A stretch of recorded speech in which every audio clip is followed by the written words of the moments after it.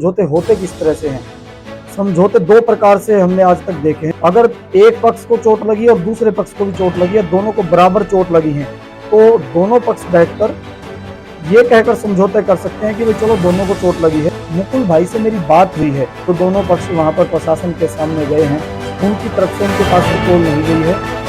नमस्ते साथियों, अभी आप सभी ने सोशल मीडिया के माध्यम से देखा है कि प्रशासन के सामने बांसा गांव और कतलेड़ी गांव के कुछ लोग जो दोनों ही पंचायत से संबंधित थे, सरपंच आदि थे, कुछ उनके साथ के व्यक्ति वहां पर प्रशासन के सामने उन्होंने बैठकर कुछ विचार मंथन किया और उन्होंने समझौते का ऐलान पोल दे दी है कि दोनों गांव का समझौता हो चुका है। देखिए, सरपंच दोनों गांव के हैं, एक दो गांव के और साथ में सरपंच है, प्रशासन है।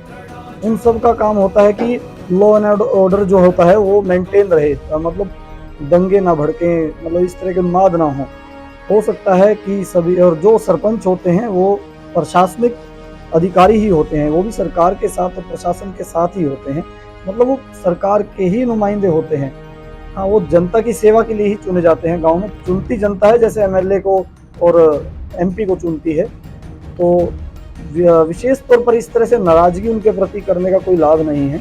हाँ, समझौता किसे कहते हैं, समझौते होते किस तरह से हैं। समझौते दो प्रकार से हमने आज तक देखे हैं। मेरा जो अनुभव कहता है कि अगर एक पक्ष को चोट लगी और दूसरे पक्ष को भी चोट लगी है, दोनों को बराबर चोट लगी है, तो दोनों पक्ष बैठकर ये कहकर समझौते कर सकते हैं कि भाई चलो दोनों को चोट लगी है, कोई बात नहीं भाई, दोबारा ऐसी नहीं होगी गलती, और वो वहीं पर समझौता हो जाता है। और दूसरा समझौता जो हमने देखा है कि अगर एक पक्ष को चोट लगी है और दूसरा पक्ष सिर्फ चोट मारने वाला है, गलती करने वाला है, तो वो जो दूसरा पक्ष है अगर वो सॉरी फील करे, गलती फील करे, गिल्टी फील करे और माफी मांगे, या उस व्यक्ति का किसी न किसी तरीके से पेटा भरे, या उसको कहीं ना कहीं संतुष्ट करे, या उसको दंड मिले, तब समझौता होता है। ये मैंने आज तक नहीं देखा कि मतलब जो जिसने गलती की है उसकी तरफ से कोई इस तरह की पीड़ित पक्ष के सामने इस तरह का कोई अभी तक नहीं हुआ था और उसका ऐलान कर दिया जाए मीडिया में कि समझौता हो चुका है। तो ये मतलब कहीं ना कहीं एक धोखा सा दिखाई देता है, और मैं इसको मान सकता हूं कि प्रशासन की नीति हो सकती है और कहीं ना कहीं ये जनता के हित में हो सकती है, और युवाओं की भावनाओं के साथ ये थोड़ा धोखा भी मैं इसको कह सकता हूं, क्योंकि युवा लोग न्याय की मांग कर रहे हैं लंबे समय से, और युवा बड़े नाराज हैं इस, जैसे मैंने देखा है काफी ग्रुप्स में।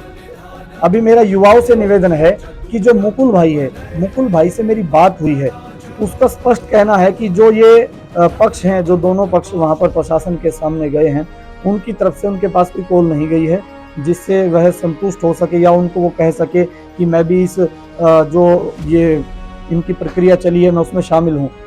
उसका स्पष्ट कहना है कि अभी मेरी तरफ से इस तरह का समझौते वाला कोई रिएक्शन नहीं है, और बहुत गरीब परिवार से मेरा भाई आता है और पत्नी उस दिन से चोटिल है, पिता खाना बना रहा है, घर की स्थिति भी खराब है। तो युवा साथियों से मेरा निवेदन है कि उस भाई का हौसला बनो, उससे मिलो जाकर, और उसका जो सहयोग बनता है सहयोग भी हमें करना चाहिए। और केवल ये सोचकर कि जो हम चाहते हैं, जो हमने चाह रखा है, केवल वही होगा, ये तो कभी जीवन में हर समय नहीं हुआ है। हो सकता है कि कुछ चीज़ें ऐसी हों जो आप नहीं चाहते हो और वही हो जाएं। तो हमें वर्तमान में ये देखना है कि मेरा भाई मुकुल क्या चाहता है, उसको न्याय कैसे मिले, तो हमें उसका सहयोग करना है, उसका हौसला बनना है। और जैसे उन्होंने कॉल दी है कि वो वहाँ पर जाएंगे, अब वहाँ पर जाएंगे ना जाएंगे, वो मुकुल उनका क्या रिएक्शन देगा वो एक अलग बात है।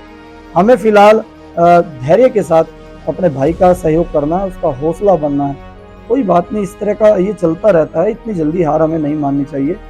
तो प्रशासन से भी मेरा निवेदन है इस वीडियो के माध्यम से कि हमें समस्या को ठीक करना चाहिए, केवल लेपापोती करने वाला काम ना हो। और ये मैं 2 साल से मैं खुद देख रहा हूँ, पिछले साल भी सभी धर्मशालाओं के प्रधान इसमें इन्वॉल्व हुए, बहुत मेहनत उन्होंने की। कर्नल देवेंद्र साहब ने भी काफ़ी कहा कि आप ये लाइन, ये इस तरह की मतलब बाइट को बोल दो कि हम इसका समर्थन नहीं करते और ना ही हम कभी भविष्य में करेंगे। तो मात्र इतना कहना था, तब भी उन्होंने नहीं बोला था।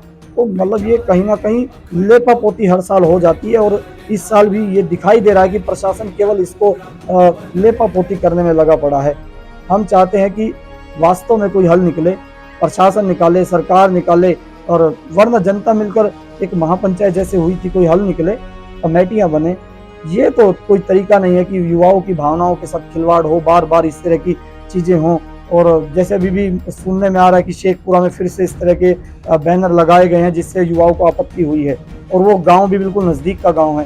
प्रशासन उसको ध्यान में दे। ये तो मतलब जानबूझकर बार बार किया जा सकता है, और इससे झगड़े रुकेंगे कहाँ? ये तो लॉ एंड ऑर्डर फिर से गड़बड़ाएगा, फिर से इस तरह की लेपापोती की जाएगी, फिर से किसी युवा को चोट लगेगी। हम नहीं चाहते कि इस तरह का हो। तो आप सभी साथी युवा का साथ दें मुकुल भाई का, और उसका हौसला बनकर खड़े रहें। ऐसा नहीं है कि कपलेड़ी गांव में भी सारे के सारे एक जैसे हैं, बहुत से भाई ऐसे हैं जो मुकुल के साथ खड़े हैं और सभी बिरादरियों में से साथ हैं। बस वो जब कपलेड़ी गांव पर ही सारा आक्षेप लग रहा है तो वो भी बेचारे कहीं ना कहीं सोच रहे हो कि हम क्या बोलें, कहीं ना कहीं गाँव की तरफ से इस तरह का रिएक्शन तो हुआ है। तो कुछ भाई हैं जो सहयोगी हैं, युवा हैं, साथी हैं, बुजुर्ग भी हैं जो खड़े हैं उनके साथ, मुकुल भाई के साथ। सभी साथियों को नमस्ते।